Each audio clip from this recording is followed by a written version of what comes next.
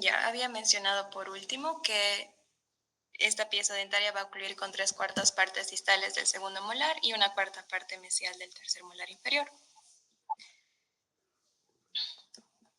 Ahora sí, en la porción coronaria, en la cara oclusal vamos a ver características bastante similares a las del primer molar superior. Por ejemplo, que la cara vestibular, como vemos, de igual forma es oblicua o converge hacia distal. También vemos el lado vestibular, ahorita. Perdón, el lado vestibular, sí. Y podemos observar que está conformado por dos convexidades que corresponden a las cúspides vestibulares, ¿no? Que están separadas por una escotadura que va a dar paso a lo que es el surco vestibular, que viene desde la cara oclusal y llega hasta la cara vestibular y termina en la fosa olivar a nivel del tercio medio, ¿no? Después tenemos el lado palatino, que de igual forma es convergente o oblicuo hacia distal y está conformado por dos convexidades que corresponden a las cúspides palatinas, que de igual forma están separadas por una escotadura que va a dar paso al surco palatino, que va a terminar, que viene desde la cara oclusal y se manifiesta hasta la cara palatina, ¿no? En relación al lado mesial y al lado distal, aquí podemos ver una diferencia en comparación con el primer molar superior. El lado mesial, igual que el primer molar superior, va a converger hacia palatino, ¿no? Como podemos ver. Y el lado distal, este también va a ser convergente hacia palatino, ¿no? Si nosotros recordamos, en el primer molar superior, el lado distal era divergente hacia palatino. En cambio, en este segundo molar, vemos que tanto mesial como distal, ambos lados, convergen hacia palatino. Vemos entonces esas características en relación a los lados oclusales, a los lados de la cara oclusal. Ahora vamos a hablar de la superficie. En la superficie oclusal igual podemos observar una fosa que se encuentra, una fosa triangular en el centro, de la cual van a ser un surco principal vestibular, como podemos observar, un surco que se dirige hacia vestibular de forma recta, ¿no? Es recto. Comparando con el primer molar superior, recordamos que este surco vestibular estaba dirigido ligeramente hacia distal, como lo estoy dibujando, ¿no? En este diente no. El surco se caracteriza por ir recto, ¿no? O paralelo al eje del diente. Como sabemos, este surco vestibular llega hasta la cara vestibular de la pieza dentaria, ¿no? Y termina en la fosa olivar. De la misma fosa principal central van a ser un surco que se dirige de forma recta hacia mesial, el cual termina en una fosa secundaria, de la cual nacen dos surcos secundarios, ¿no? Uno que se dirige hacia el ángulo mesio-vestibular y otro hacia el ángulo mesio-palatino. Ambos surcos secundarios van a delimitar lo que es el reborde marginal mesial. Ahora, ubicándonos más hacia el lado distopalatino, igual podemos encontrar una segunda fosa principal, de la cual van a nacer dos surcos principales, ¿no? Un surco principal que se dirige hacia palatino y de igual forma llega hasta la cara palatina, y otro surco que se dirige hacia distal. De igual forma, termina en una fosa secundaria, de la cual nacen dos surcos secundarios.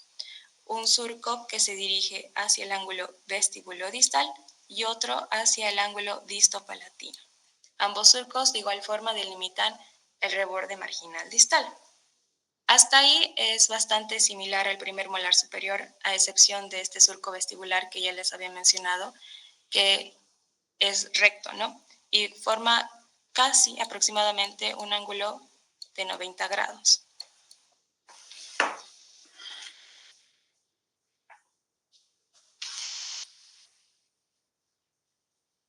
Otra diferencia que podemos encontrar en el segundo molar superior es la presencia de este surco principal, que va a unir ambas fosas principales, ¿no? Es un surco oblicuo que va de mesiovestibular a distopalatino. Debido a la presencia de este surco principal que une ambas fosas principales, lo que va a pasar es que se va a anular lo que es la apófisis oblicua. Desaparece la apófisis oblicua que se encontraba en el primer molar superior, ¿no? Esa es otra diferencia. Y la tercera diferencia notoria que podemos observar en la cara oclusal del segundo molar es la cuarta cúspide, la cúspide distopalatina. Como podemos ver, disminuye bastante en tamaño, ¿no? Ahora, debido a que disminuye de tamaño esta cuarta cúspide distopalatina, nosotros podemos encontrar 4 tipos de formas diferentes que puede presentar la cara oclusal, el segundo molar superior. Por ejemplo, podemos encontrarlo en forma romboidal,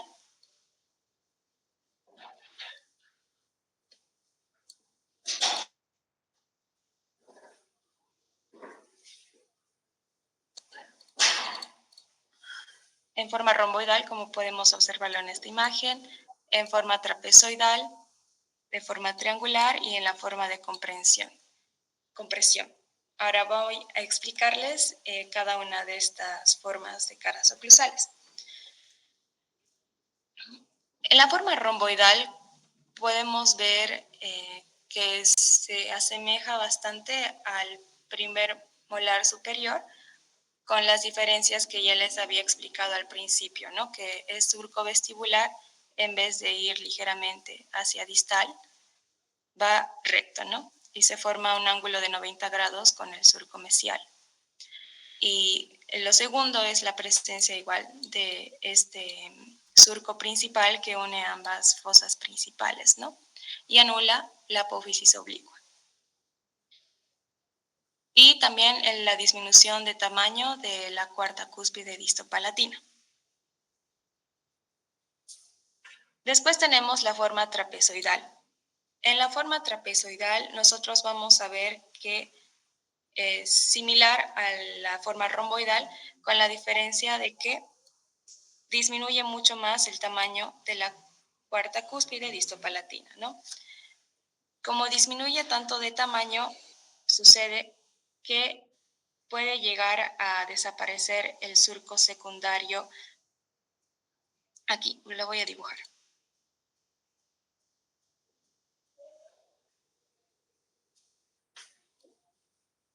Esta es la fosa principal que se encuentra hacia distopalatino, ¿no?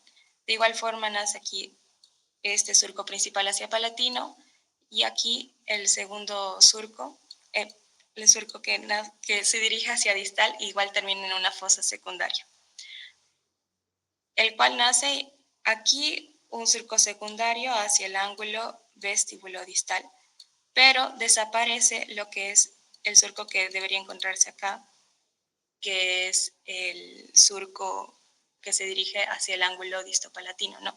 Desaparece. Y lo que pasa, como desaparece este surco, se fusiona toda esta cuarta cúspide con el reborde marginal, ¿no? Como podemos observarlo en la imagen. Entonces decimos que quedan fusionados el reborde distal con la cúspide distopalatina.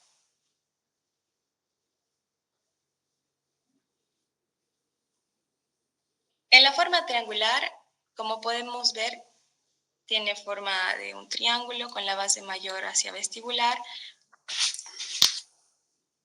y vemos que claramente desaparece lo que es la cúspide distopalatina, desaparece por completo. Podemos observar la superficie oclusal que se presenta un surco principal ubicada en la parte central de la cara, de la cual nace un surco principal que se dirige hacia vestibular de forma recta.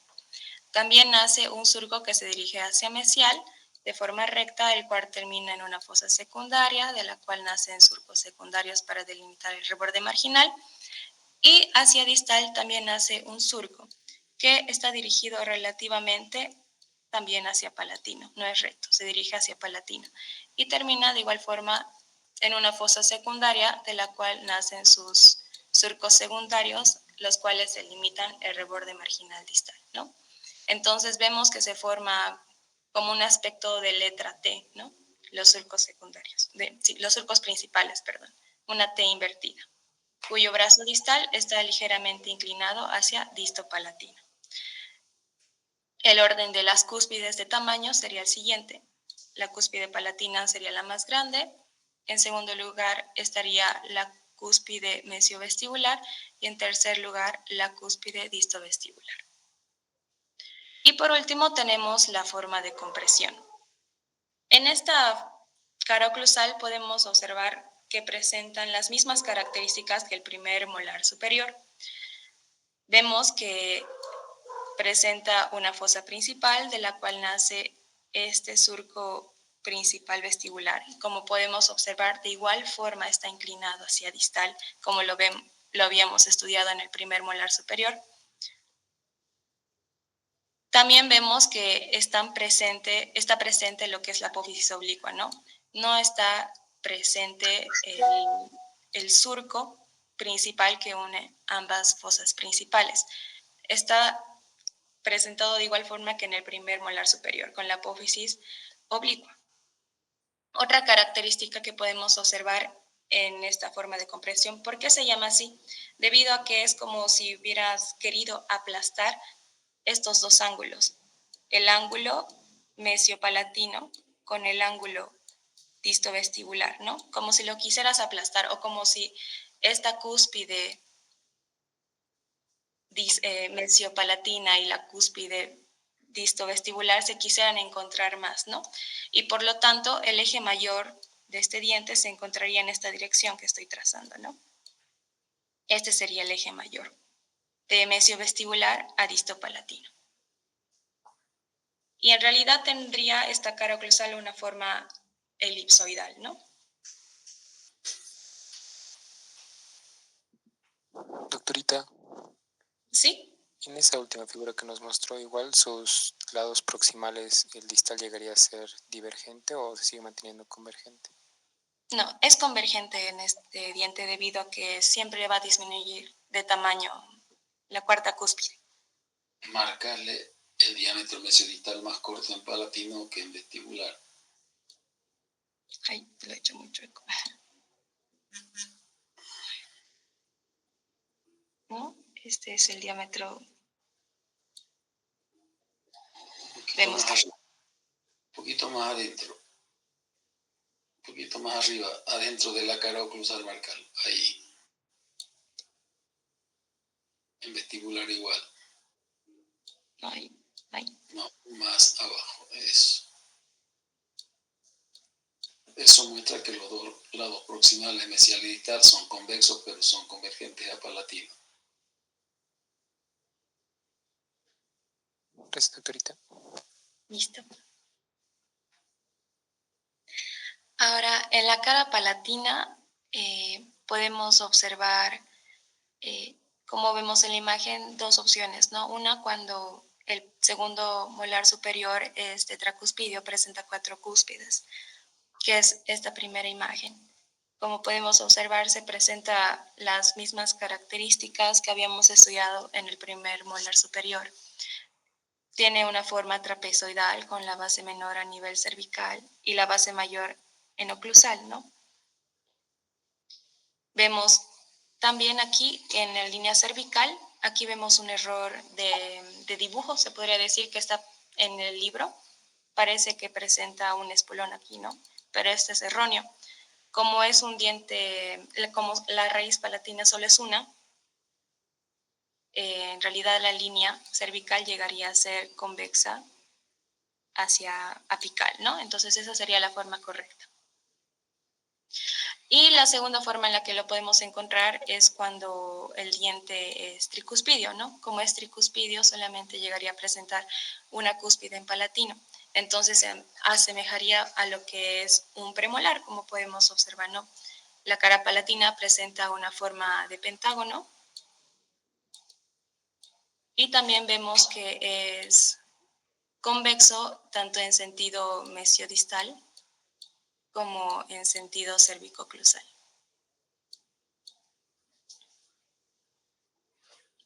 En relación a la cara vestibular, también podemos observar, tanto en la cara vestibular como en la cara proximal, podemos observar las mismas características que habíamos estudiado en el primer molar superior. solamente que varía en el volumen, ¿no? Este diente es más pequeño que el primer molar superior. Después todas las características son similares. Por ejemplo, aquí en la cara vestibular vemos el lado cervical, que está compuesto por la línea cervical por dos convexidades que están unidas a nivel de un espolón que indica justo donde se bifurca la raíz. El lado mesial que presenta un lado convexo y un lado cóncavo. El lado distal, que es convexo en toda su extensión, presenta una forma trapezoidal con la base mayor en oclusal. Las mismas características. Y en la cara proximal, de igual forma, vemos la disposición de la línea cervical, ¿no? Que creo que es lo más relevante, que si lo vemos desde la cara mesial a la cara proximal mesial, podemos observar igual la línea cervical, que llegaría a encontrarse el espolón más hacia, en este caso, hacia palatino, debido a que 2/3 partes corresponderían para esta convexidad de vestibular, ¿no? Debido a que la raíz mesial es más grande que la raíz distal, como podemos observar. En cambio aquí, el espolón está justo en la mitad, ¿no? Indicando la bifurcación de la raíz. Son las mismas características. Entonces, eso sería... En palatino, no te olvides que ya no hay con la depresión en cervical. Ah, sí, verdad. En la cara palatina desaparece, habíamos estudiado que en el primer molar superior desaparece, bueno, en el primer molar superior presenta una concavidad o depresión justo a nivel del tercio cervical que se prolonga en la raíz, no en toda la raíz. En este diente no presenta canales y por lo tanto tampoco presenta en la corona a nivel cervical, en la cara palatina, la depresión, sino que es convexo. Eso sería todo respecto a la corona, a la parte coronaria. A la morfología externa. Sí, a la morfología externa. Ahora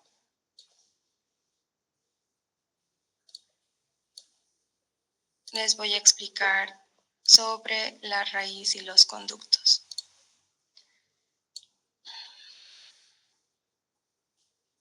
¿Se puede ver? Disculpen.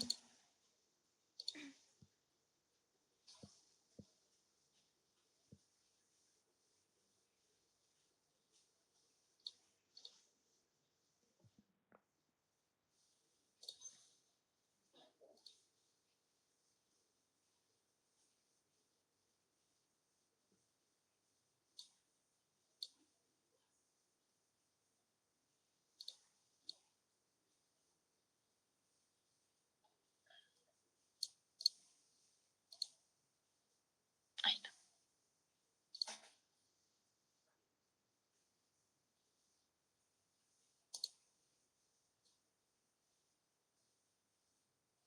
no. ¿Se puede ver la diapositiva? Sí. Gracias. Sí, sí. Vamos a empezar entonces con el número, forma y dimensiones radiculares del segundo molar superior. Ya, un minutito dame. ¿Se han dado cuenta que cuando le explicó a Ariana de la cara proximal y de la cara vestibular, se cumple lo que les he venido diciendo siempre, que los autores de los libros, cualquiera sea el libro y cualquiera sea la materia, entonces, cuando hay similitud, les va a decir, en esta cara y en esta otra cara sucede lo mismo que en el anterior diente. ¿Por qué? Porque, como les he dicho siempre, los autores suponen que ustedes, al estudiar el primer diente y luego llegar al segundo, van a ir haciendo una comparación entre ellos para ir notando las diferencias o las similitudes que hay. Entonces, Por eso cuando se habla de la cara vestibular y las caras proximales, Figo y Garín no solamente le va a decir semejante a las del diente anterior. Entonces se supone que ustedes las caras proximales y vestibulares del diente anterior tienen que saberlas de memoria para entender lo que sucede en el segundo molar, ¿ya? Entonces, eso es porque ya no se repiten muchas cosas. Y eso está en la responsabilidad de ustedes el aprenderlo bien para cuando les diga se parece o son similares y ustedes automáticamente tienen que recordarlo. ¿Ya? Continúa ahí. Listo. Gracias, doctor. Entonces, vamos a continuar vamos a empezar primero con el número, forma y dimensiones radiculares de esta pieza dentaria. El segundo molar superior ofrece bastante variación en relación al número y en la disposición de sus raíces. Más del 50% de los casos, nosotros vamos a ver que las raíces se presentan igual que en el primer molar superior, es decir, sus tres raíces diferenciadas, ¿no?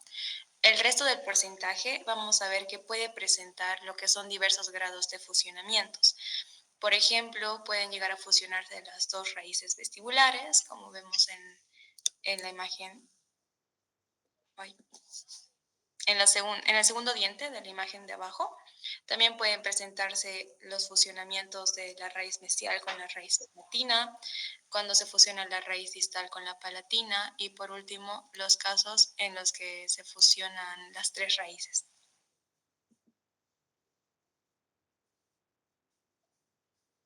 Entonces, como les había dicho, puede presentarse que las tres raíces estén separadas, ¿no? Como en el primer molar superior. Y por lo tanto, su forma y disposición va a ser similar a la del primer molar superior, ¿no? Idéntica. Entonces, nosotros podemos establecer 5 grupos para estudiar cómo se van a disponer las raíces en el segundo molar superior. El primer grupo correspondería a lo que ya les mencioné justamente al principio, es que las tres raíces están separadas, son independientes cada una, ¿no?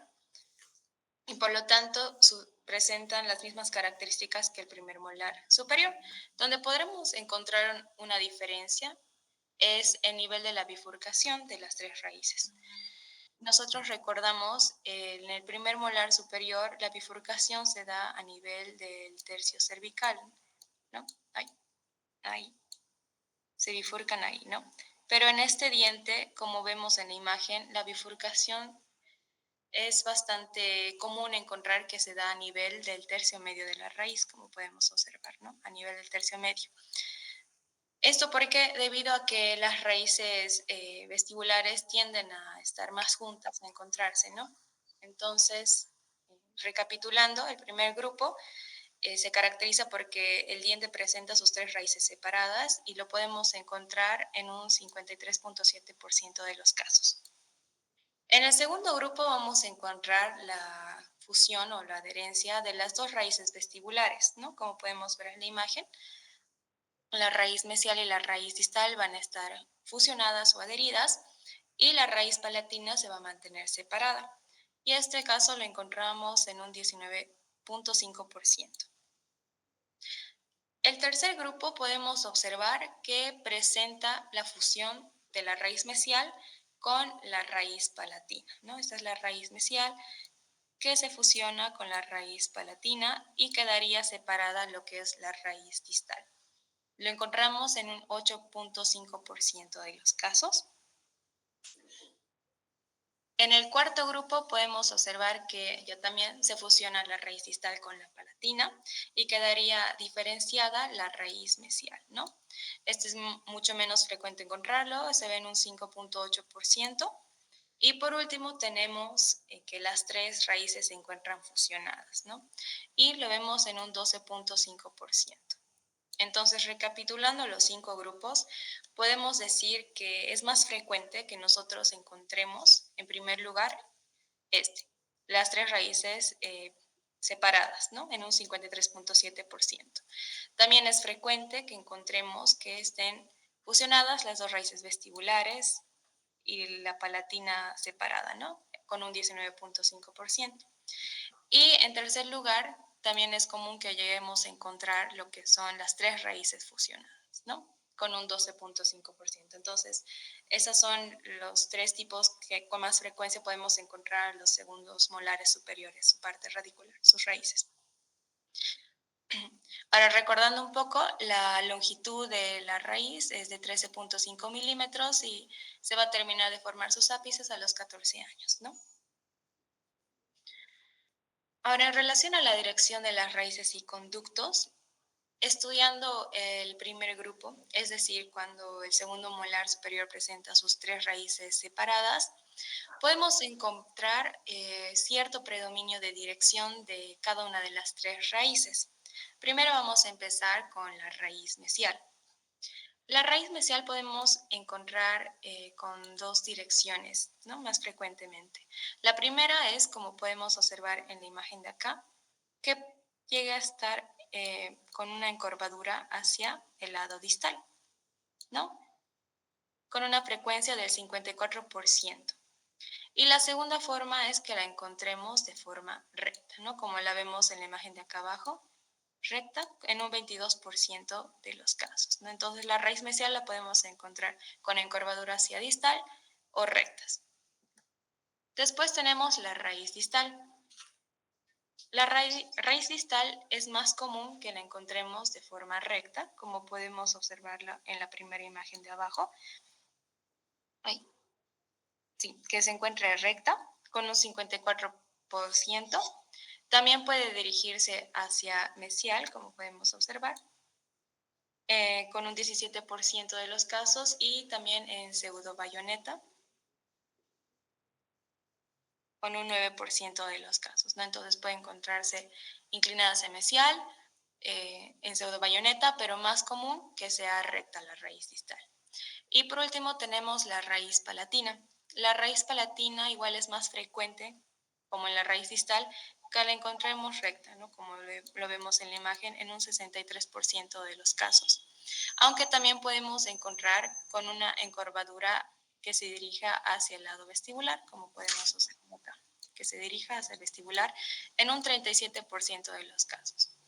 Entonces, recapitulando la dirección de las raíces, de cada una de las raíces, vemos que la raíz mesial más frecuentemente la vamos a encontrar con una encorvadura hacia distal. Después vemos que tanto la raíz distal como la raíz palatina, ambas es más frecuente que la encontremos de forma recta, ¿no? Entonces, esas son las direcciones que con más frecuencia vamos a encontrar a las raíces del segundo molar superior. Un ratito, dame. Fíjense que en el primer molar se habló de que las tres raíces son completamente diferenciadas, pero como ven ustedes en el segundo molar ya hay diferentes grados de unión entre las raíces, y si ustedes se dan cuenta, las raíces tienen direcciones como queriendo unirse, es decir, que en el segundo molar se dan ese tipo de uniones entre las raíces tratan de acercarse entre ellas. Por eso es que ustedes han visto en el cuadrito que les mostró Ariana, donde habían raíces separadas, fusionadas las vestibulares, fusionada la mesial con la palatina, fusionada la distal con la palatina y fusionada las tres. Entonces, como ven, en el segundo molar, las raíces tratan de unirse entre ellas. ¿Ya? A diferencia del primer molar, esa es una de las grandes diferencias que hay entre la disposición de las raíces de un segundo molar y de un primer molar. Sigue, Edita. Listo. Ahora vamos a seguir con las características de los conductos. Vamos a empezar con el primer grupo, es decir, cuando encontramos las tres raíces diferenciadas, técnicamente sus conductos correspondería repetir lo que habíamos explicado en el primer molar superior, ¿no? Diciéndolo de forma resumida, puede llegar a presentarse lo que son tres conductos: un conducto paramecial, un conducto paristal y un conducto parapalatino. Y en algunos casos que se presenten dos conductos mesiales, en total presentaría cuatro conductos, ¿no?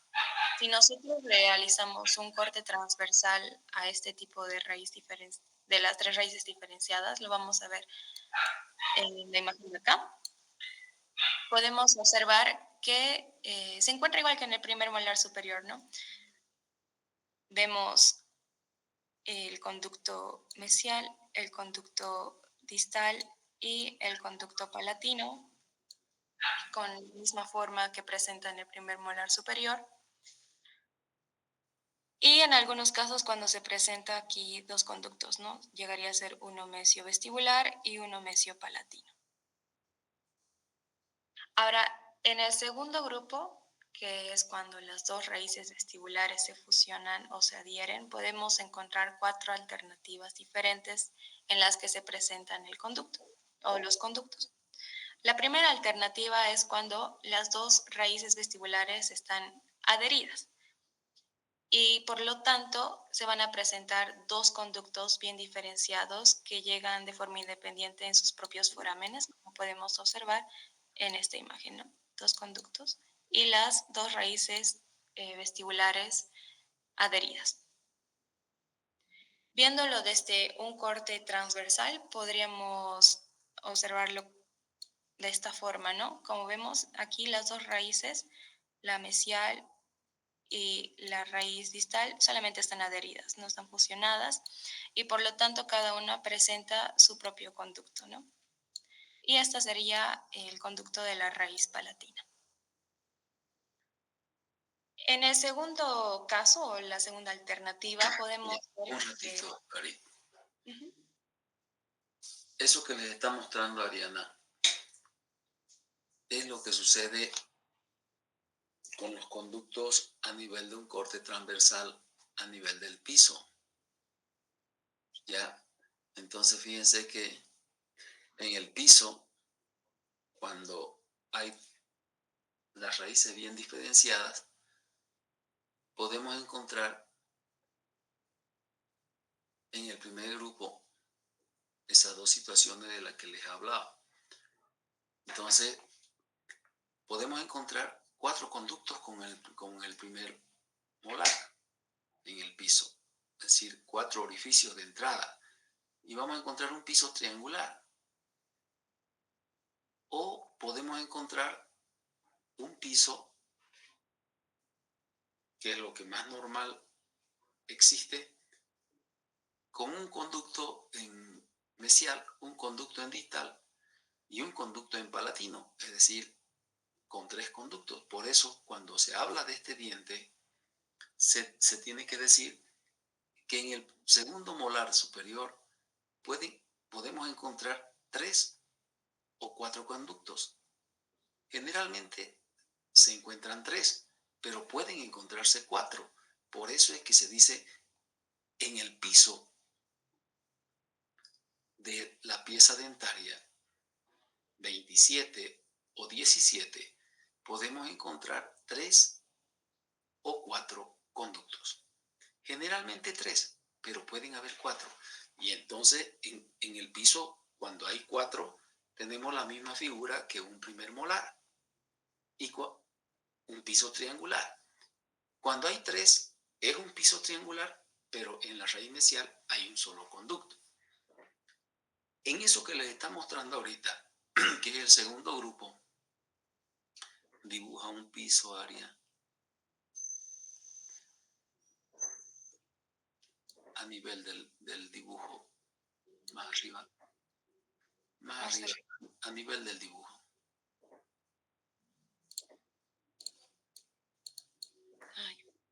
A nivel del dibujo.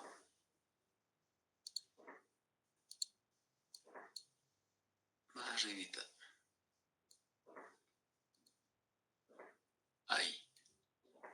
dibuja un piso. Ya. En el interior dibuja el piso. Haz la misma figura más pequeña. Ya. Ahora busca otro color.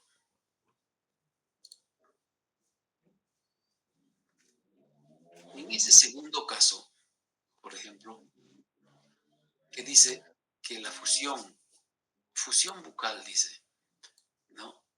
Entonces, fíjense ustedes que en ese segundo grupo se dan estas alternativas. ¿Y qué significa una fusión bucal? Es la fusión de las dos raíces vestibulares, ¿ya? Fusión vestibulares, en otras palabras. Y si se fusionan las dos raíces vestibulares, ¿qué raíz queda libre? La raíz palatina, ¿ya? Pero en esa fusión vestibular pueden darse diferentes situaciones en la disposición de los conductos. Miren ustedes que puede haber una fusión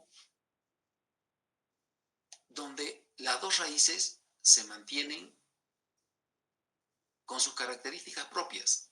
Ese tipo de fusión son las raíces adheridas, es decir, es como cuando ustedes acercan un dedo con otro dedo, pueden estar cerca uno del otro, queriendo fusionarse, pero hay una adherencia. Cada dedo tiene su propia uña, su propio hueso, etc. Lo mismo pasa aquí.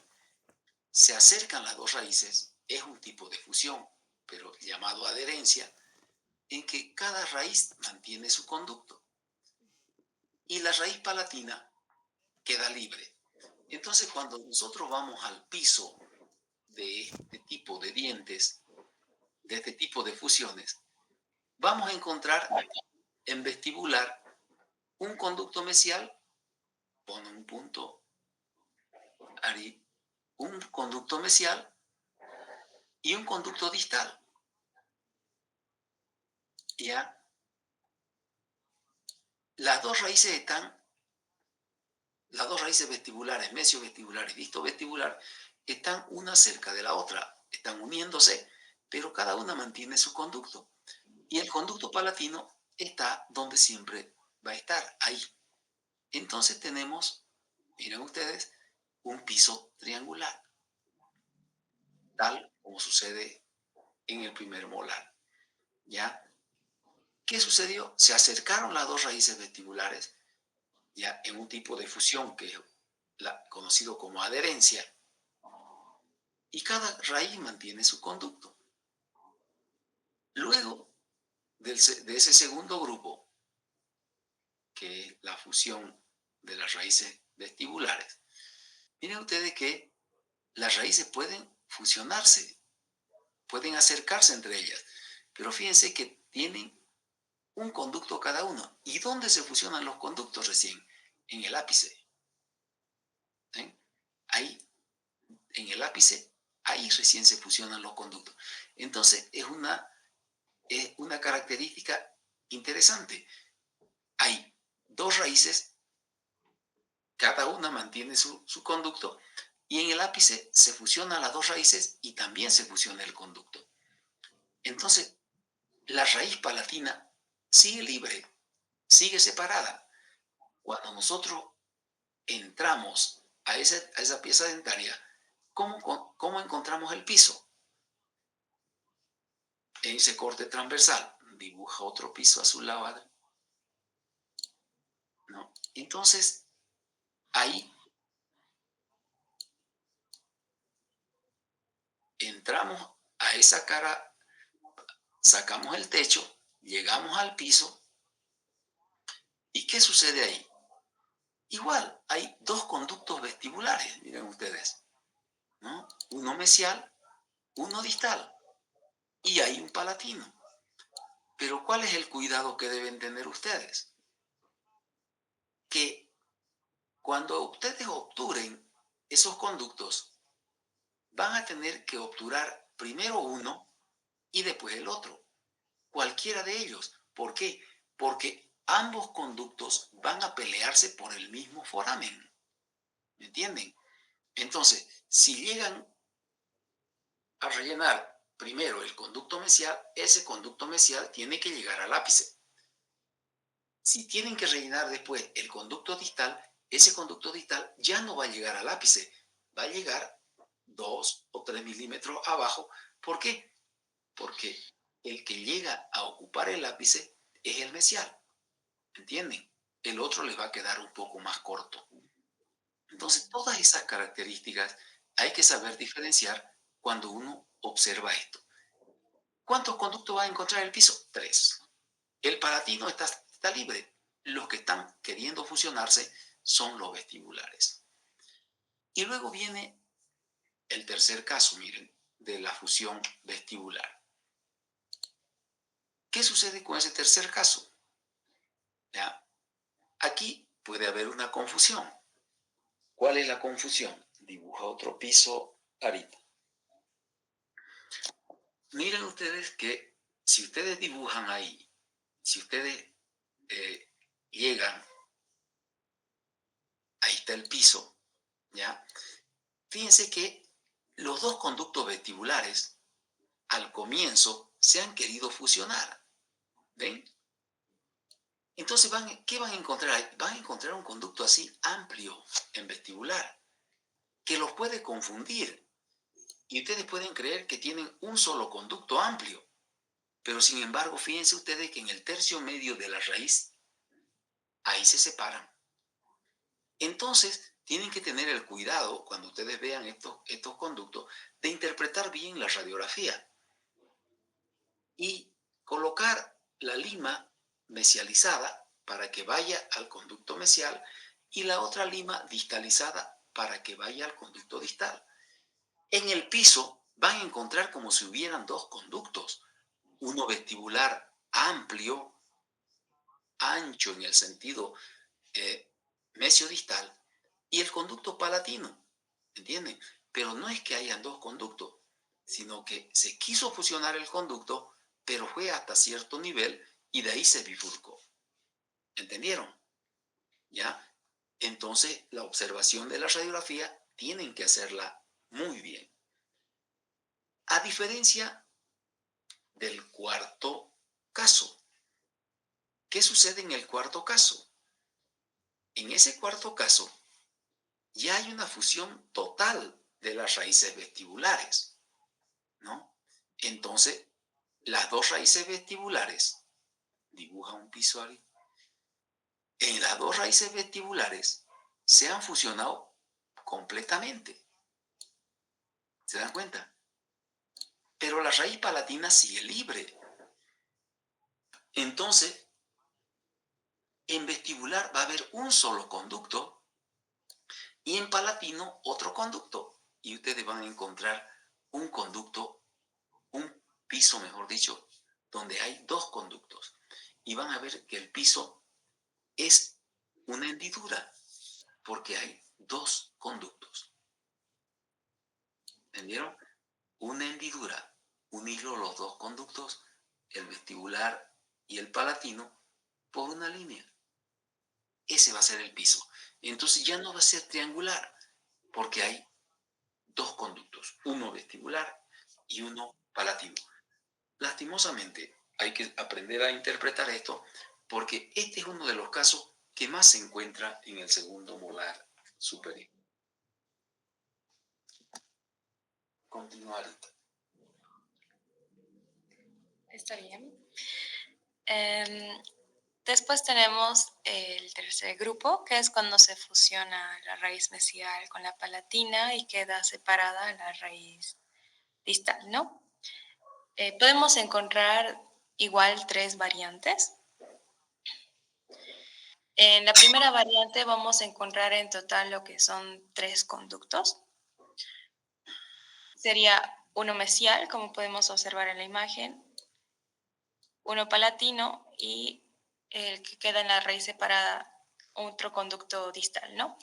Si vemos desde el corte transverso a nivel del piso, podemos observar acá, ¿no? están unidas, están fusionadas la raíz mesial con la raíz palatina y queda suelta la raíz distal, ¿no? Entonces, un conducto para mesial, un conducto para palatino y el conducto de distal. Entonces fíjense que la fusión ya es de las raíces. Los conductos no se fusionan. La raíz mesial, si cuando tiene un conducto, y la raíz palatina mantiene su conducto, cada una tiene su conducto, por más que ellos se fusionen.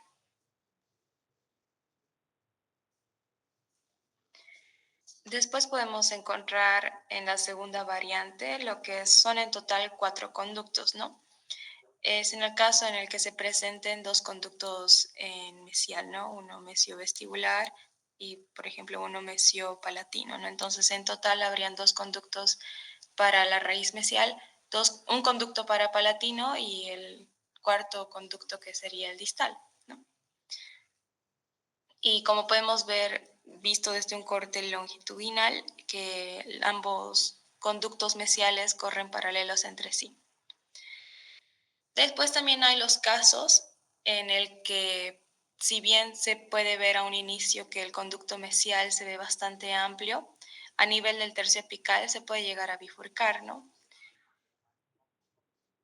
Entonces serían una bifurcación a nivel del tercio apical, serían 2 conductos mesiales y un conducto palatino y el conducto distal de la otra raíz.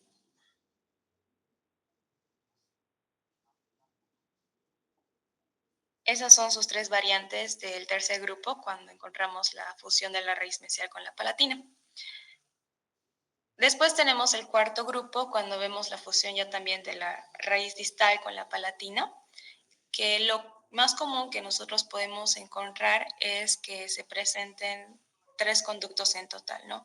Un conducto para la raíz distal, un conducto para la raíz palatina y el conducto de la raíz mesial en este caso, ¿no?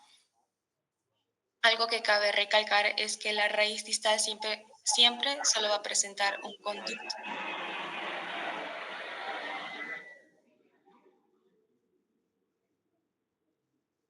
También podemos observar casos en los que se pueden llegar a fusionar a nivel del ápice el conducto mesial y el conducto palatino y terminar en un mismo foramen, ¿no?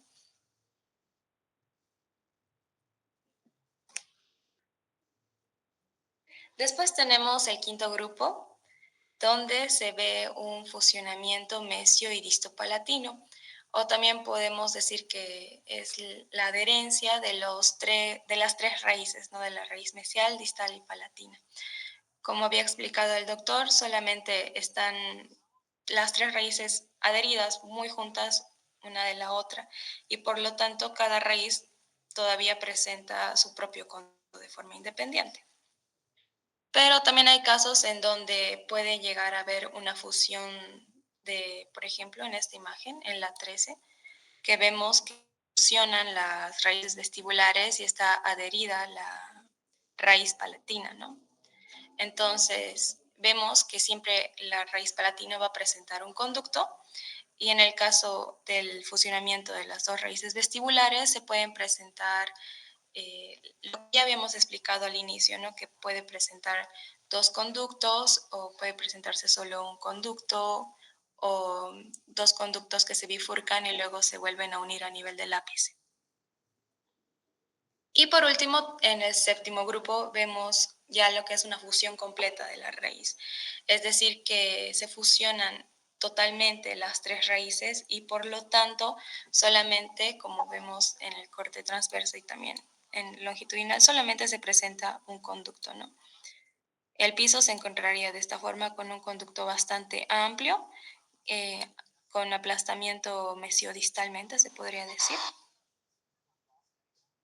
Esa sería su forma del piso.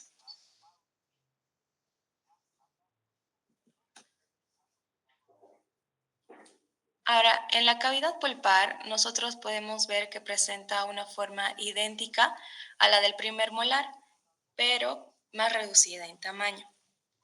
En relación al techo, como hemos ido estudiando, el el techo de la cámara va a presentar la misma forma que presenta la cara oclusal de la pieza dentaria.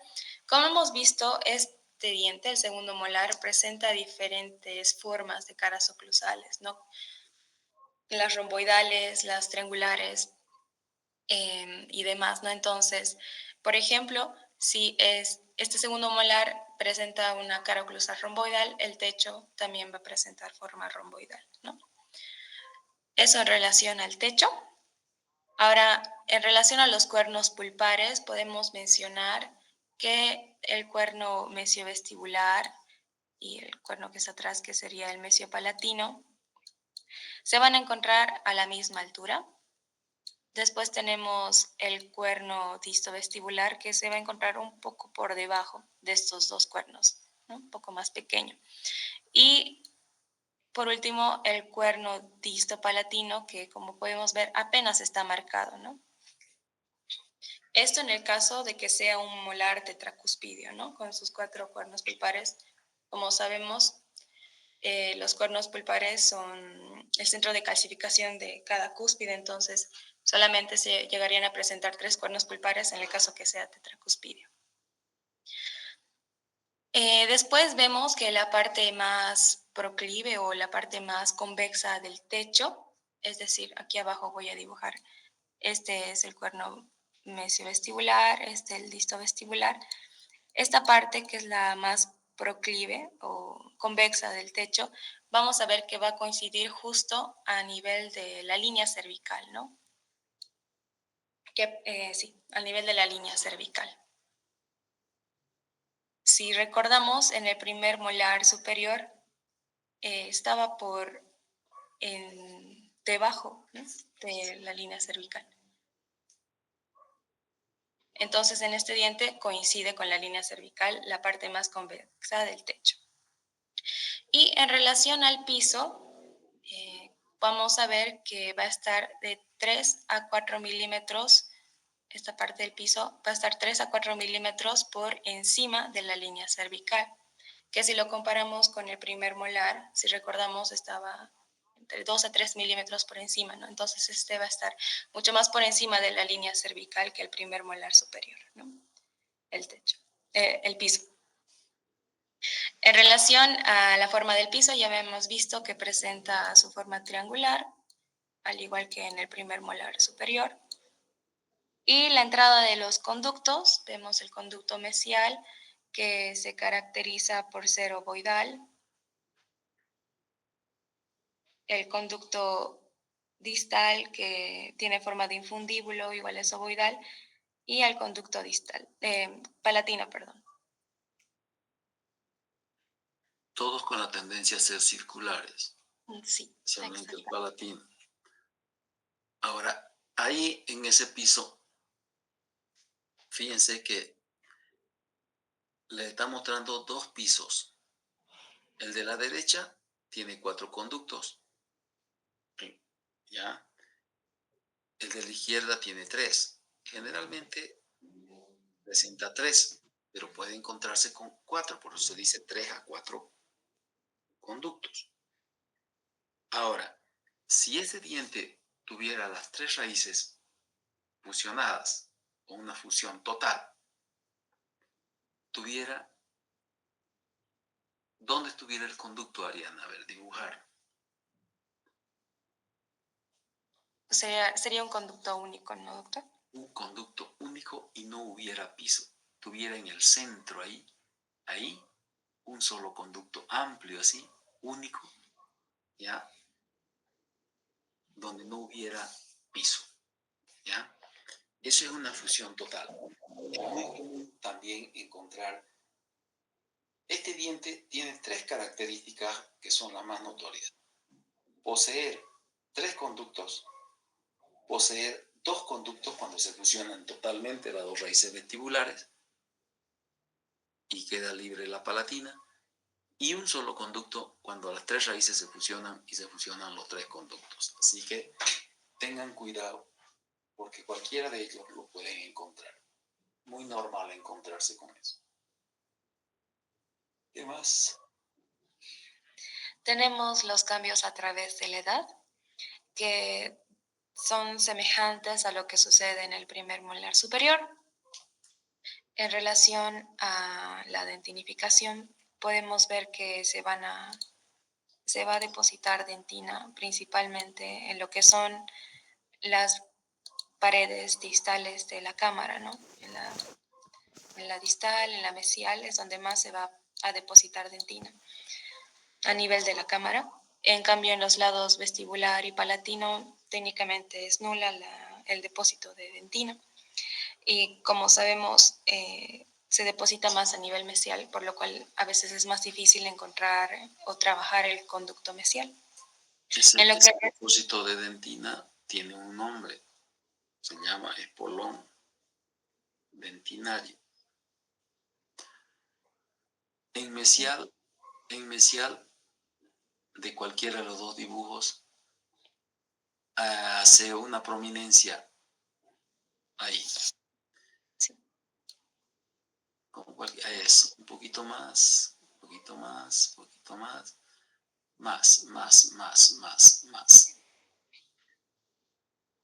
Eso es el depósito de dentina, esa es la dentinificación de la cámara, que se da en la pared mesial más que en distal, y en vestibular y en palatino no sucede.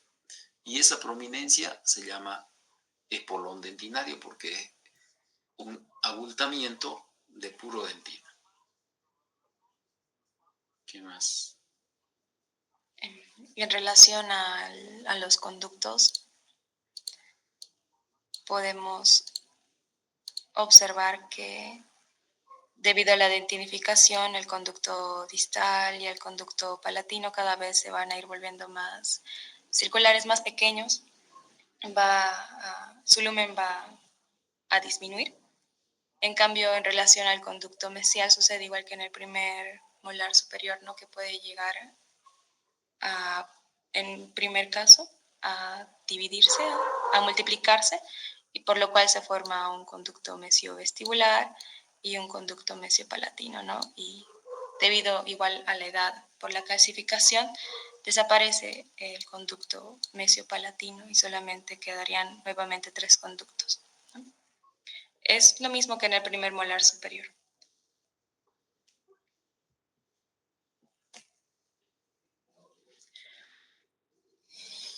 Ahora vamos a ver un poco el estudio gráfico. Vamos a ver diferentes cortes de los dientes para ver también sus conductos y también según el tipo de fusionamiento de las raíces. Vamos a empezar con este primer grupo de 10 dientes donde vamos a observar que presentan, son del primer grupo, ¿no? Las 3 raíces diferenciadas.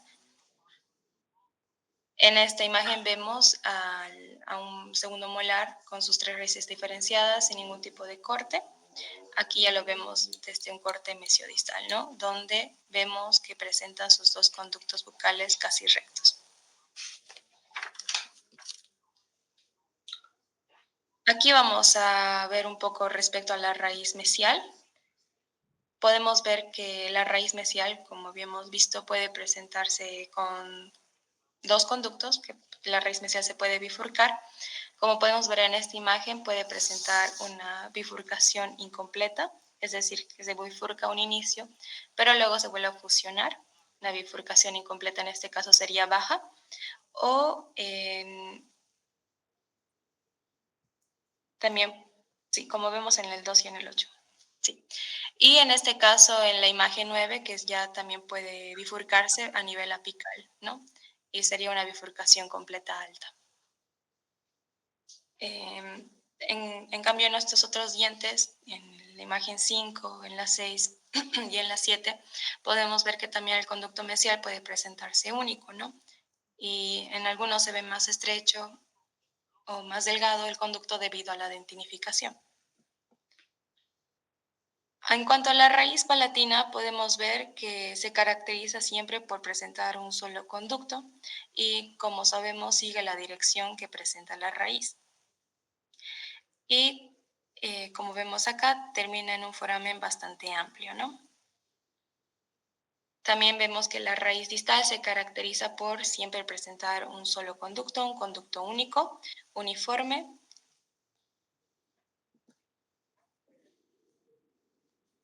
En este segundo grupo vamos a observar segundos molares superiores que presentan un fusionamiento de las dos raíces vestibulares, es decir, que son del segundo grupo, ¿no?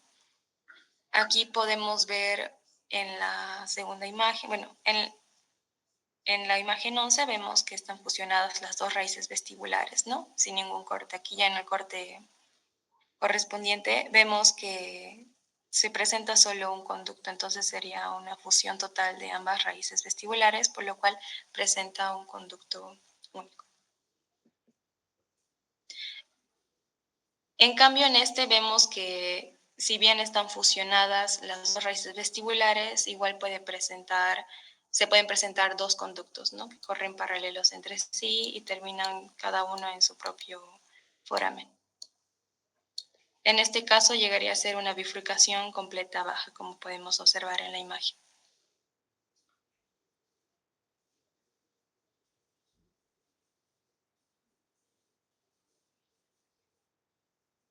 En esta otra imagen podemos observar, visto desde un corte vestíbulo palatino, aquí, que las dos raíces vestibulares están fusionadas totalmente, ¿no? Y presentan un conducto único y de igual forma la raíz palatina bastante amplia y ensanchada en su parte media, ¿no? Esta es la raíz palatina.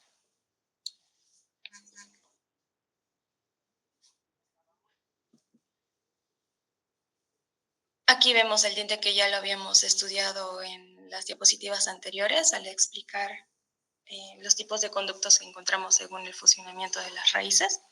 Vemos en este caso lo que es una bifurcación de la raíz mesial, bueno, una raíz mesial, una raíz distal que se fusionan a nivel del ápice, ¿no? Y la raíz está parcialmente adherida y se fusiona igual a nivel apical.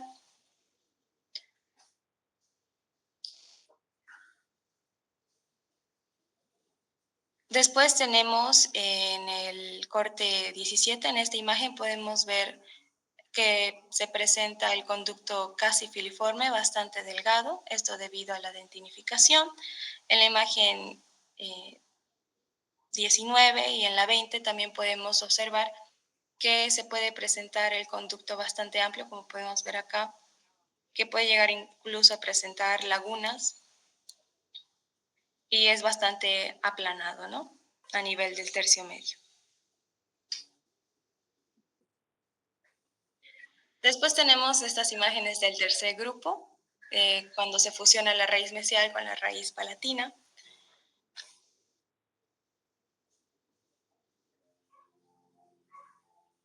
Ay, perdón.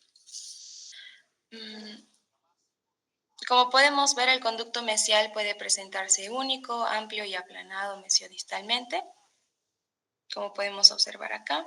Y también vemos el conducto de la raíz palatina. En estas otras imágenes vemos que se pueden presentar más estrechos ambos conductos debido a la dentinificación y como habíamos explicado, igual no solamente llegan a presentarse un conducto mesial y un conducto palatino, sino que también pueden llegar a presentarse dos conductos mesiales, como vemos en la imagen 27, que en este caso son dos conductos mesiales que corren paralelos uno del otro y terminan en su propio foramen, o también hay casos en que se bifurca el conducto mesial a nivel apical y luego se vuelve a fusionar, ¿no? Y termina en un solo foramen. Después tenemos el fusionamiento de la raíz distal con la raíz palatina, donde había dicho que lo más común que vamos a encontrar son que cada raíz presente su propio conducto, ¿no? Sería un conducto para distal y un conducto para palatino. Aunque también hay casos en los que se pueden fusionar ambos conductos a nivel del ápice, como vemos en la imagen 31.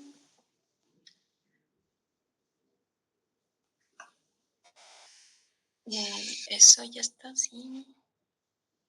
Y por último, tenemos aquí en la 32 a un diente con las dos raíces vestibulares adheridas Y en la 33 podemos observar a las 3 raíces fusionadas, ¿no? No, a las raíces vestibulares fusionadas.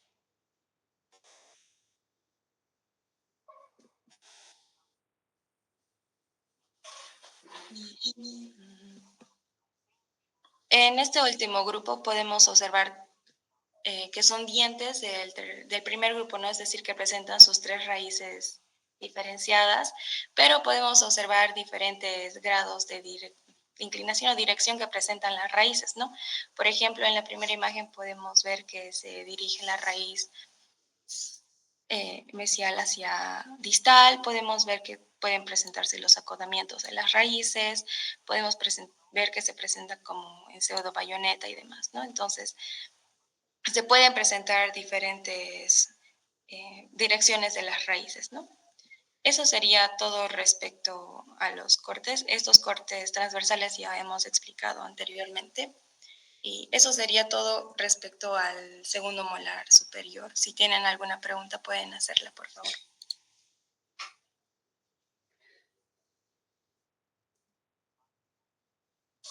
Pueden preguntar si tienen alguna duda.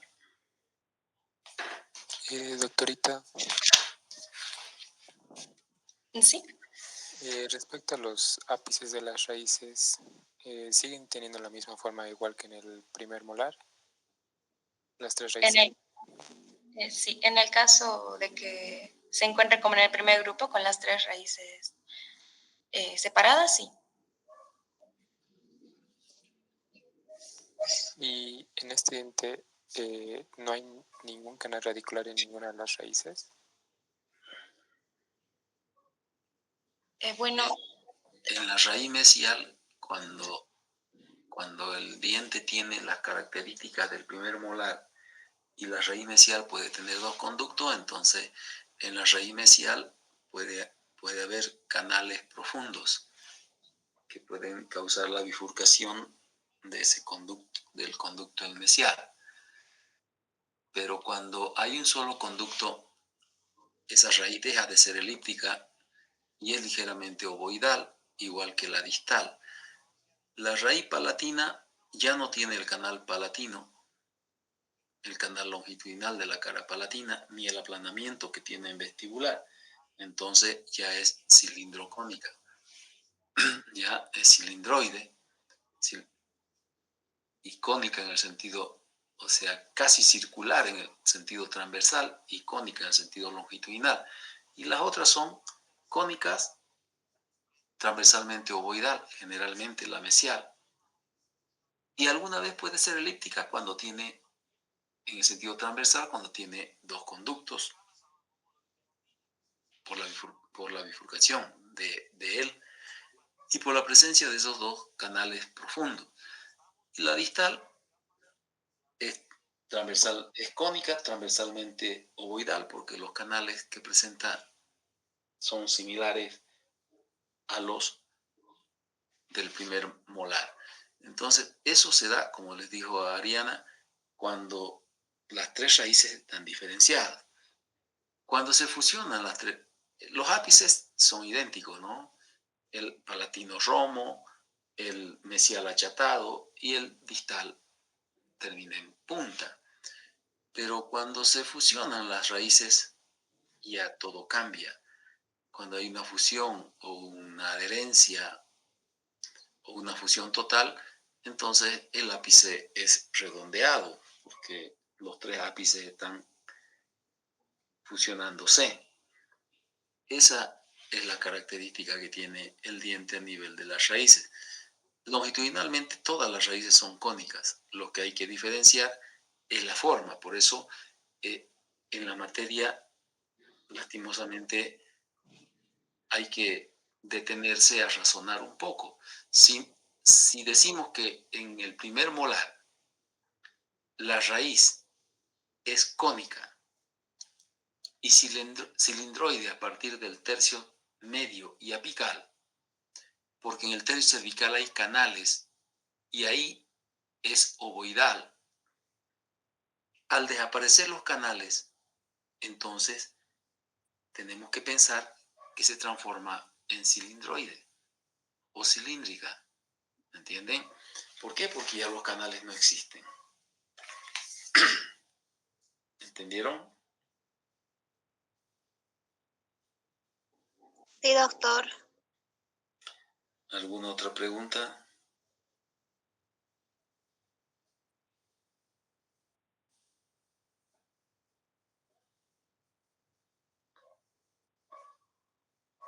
Pregunten si tienen duda.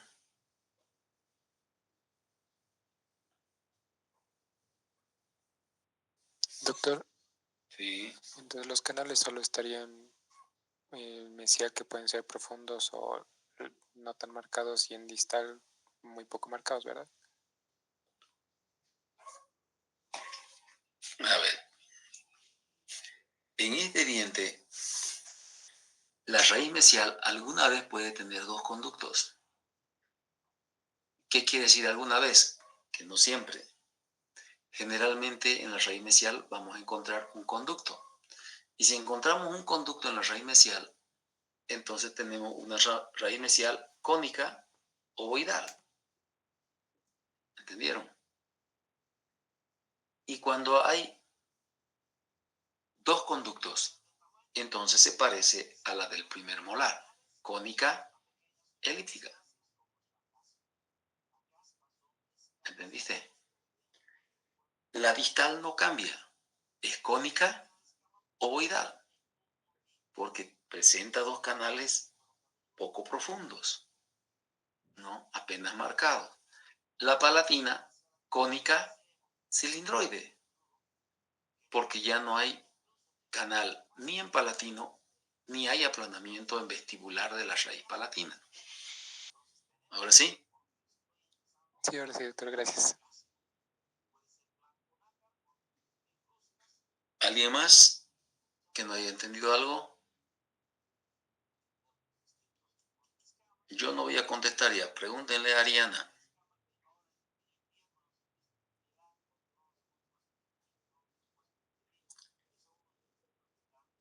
¿Todo entendieron?